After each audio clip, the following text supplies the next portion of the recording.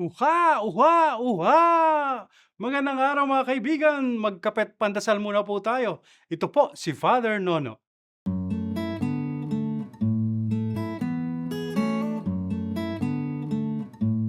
Ngayon po ay kapistahan ng isa sa ating paboritong propeta.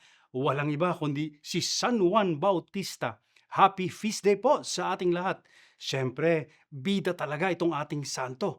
Siya lang yata ang santo na ang feast day ay pinagdiriwang natin sa mismong kaarawan niya at hindi sa kanyang kamatayan.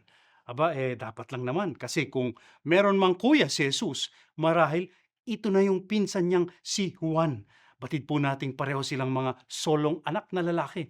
At batid rin nating close ang magpinsan dahil close sina Maria at Elizabeth, ang kanilang mga ina.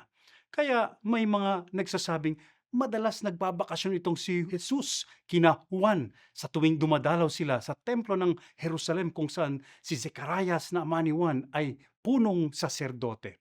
At noong naging propeta na si Juan, sumali sa grupo niya si Jesus at doon maraming tinuro sa kanya si Juan ukol sa kanilang pananampalataya. Kaya talagang kuyang-kuya siya ni Jesus. Yan daw po ang problema na sa atin ngayon. Marami tayong mga kuya o ate, yung mga nauna sa atin, saan mang larangan sa buhay, saan mang karera o propesyon.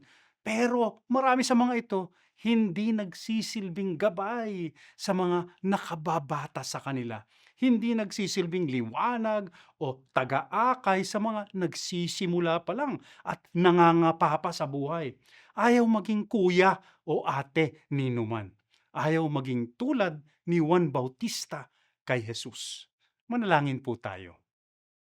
Panginoon, turuan mo po kaming maging kuya o ate ng aming kapwa. Amen.